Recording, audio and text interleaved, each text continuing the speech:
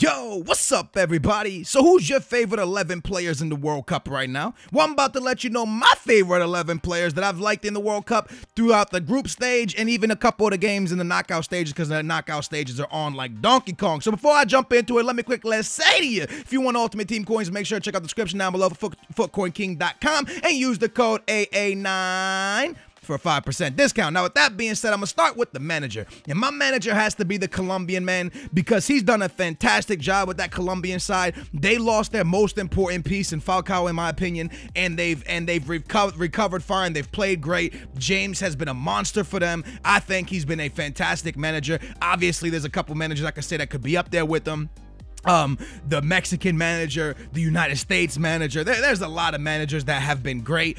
So yeah, man, with that being said, I'm gonna show you my favorite 11 players. If you guys want me to do my favorite, my 11 most disliked players from this World Cup, I'll do that. Let me know in the comments down below, or maybe smash a thumbs up on this video and I will do that video for you guys, because there's a lot of players that I think you would be pretty impressed, like blown away, that I think they had a terrible World Cup. But either way, in goal, we're going with the Mexican man, Ochoa. This goalkeeper was absolutely fantastic throughout the group stage. He only suffered one goal. He only suffered one goal in a group with Croatia, Cameroon, and Brazil. So I gotta say, Ochoa was fantastic. Yes, he suffered 2 goals against the Netherlands, but one was a penalty and one was a shot from Snyder that probably no goalkeeper in the world was going to stop it. There was just too much pace on that ball. All right, so for me, he has been the best goalkeeper in the competition. Now, I went with Gonzalez as one of the center backs because Costa Rica was in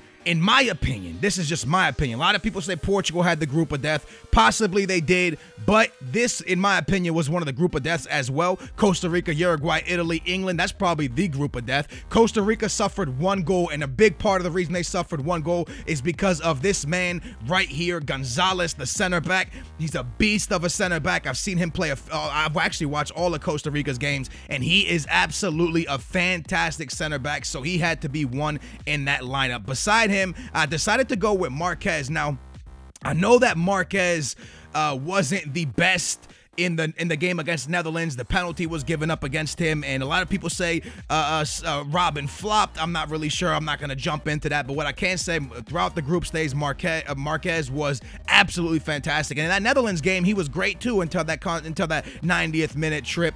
So in my opinion, Marquez, a fantastic center back throughout the World Cup so far, so that's why he's in there. Then Godin, the man from Uruguay, the guy that plays for Atletico Madrid. He had a fantastic season with Atletico Madrid. He was a beast with his head. He scored a lot of goals with his head from what I saw. And in the World Cup, he was a great defender for Uruguay. Unfortunately, Uruguay are no longer in the tournament as they went out to Brazil. Went out to Brazil. Did I just say that right? I feel like I said that wrong. I did say that wrong, didn't I? Did they go out? Who the hell did that? Wait. I don't know. I don't even, wait, they went out to Colombia. Yeah, Uruguay went out to Colombia, right? Yeah, they did. All right, my bad. So Godin was fantastic, though. Even though they went out, I thought he was a great center back. So that is my back 3. That is my 3-line.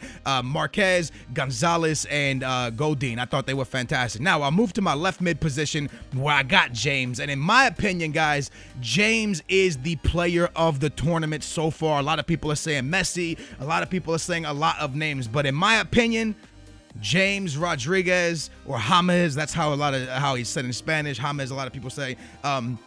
James Rodriguez, fantastic, yo. He impressed me when he played for FC Porto, but now in this World Cup, he just shows me that he is a star. He took Falcao's spot. Yo, they needed someone to step up, and he stepped up big. And like I said, who knows what would have happened if they had Falcao? I think if Falcao was there the way James is playing, they would definitely be massive contenders to win this World Cup, man. Beside him was probably one of my favorite players in the tournament to watch, Giovanni Dos Santos. This is a kid that he had a lot of hope, a lot of spark as a youngster. A lot of people were saying he would be a fantastic player. Then a lot of people started seeing him fall off, and he never lived up to what everyone thought he would be. But in this World Cup, I saw him play fantastic games. The game against Brazil, he played a great game.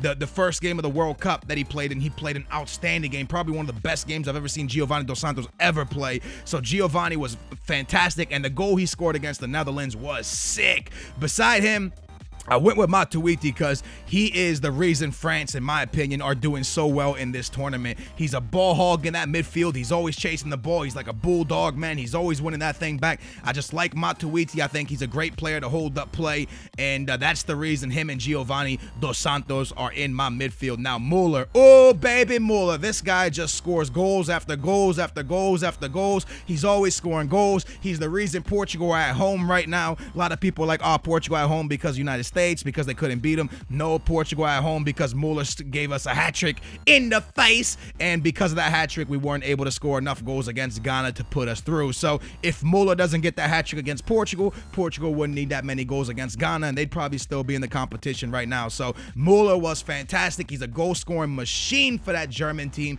and yes, even though they're kind of like, you know, little sweaty, little right in front of goal, just tap-ins, he still does it, man. He's been a beast doing it, and he deserves that recognition. Left mid, Neymar, baby, or the left wing position, I gotta say Neymar. I don't know if there's been many players playing better than Neymar at the moment. He's been absolutely amazing.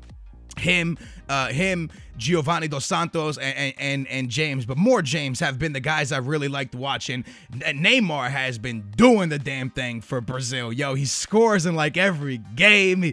I like watching Neymar because he takes people on. He reminds me of the old CR7, where he would just see two people in front of him and not even be scared, not even hesitate, do a little step over and just accelerate at them, man. So Neymar is definitely very, very fun to watch. Yeah, like I said, man, I watch him the way I used to watch Ronaldo. You guys remember Ronaldo back in the day when he was at Manchester United? When he got the ball on the feet, you would get on the edge of your seat and be like, oh, here comes the skill move, baby. Neymar is starting to make me feel that way. So at striker, you got to put Messi. You got to put Messi. He's put Argentina on his back in a few games. He has a lot of goals. He's scoring a lot. I don't think Messi had the best season for Barcelona, but he's definitely having one of the best World Cups. I think this guy is playing out of his mind right now. Scored such a beautiful goal against the free kick, which was in the last game of the group stage, and the goal against Iran, right? The goal against Iran was fantastic. So Messi at the striker position. And then I have to go with Robin. I know a lot of people are talking about the flop, and did he flop? Did he dive? What's the deal with Robin? Regardless of all that drama, Robin was amazing throughout the group stage. Robin played an outstanding game against Spain.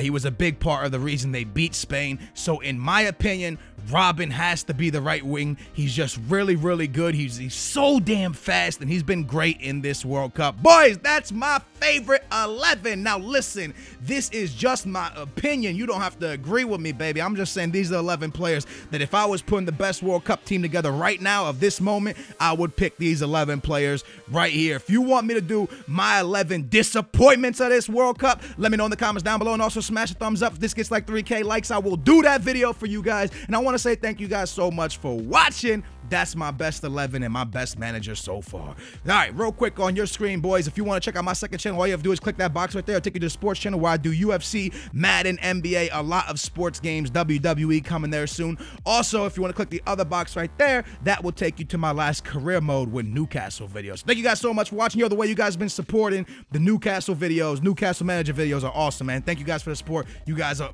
amazing.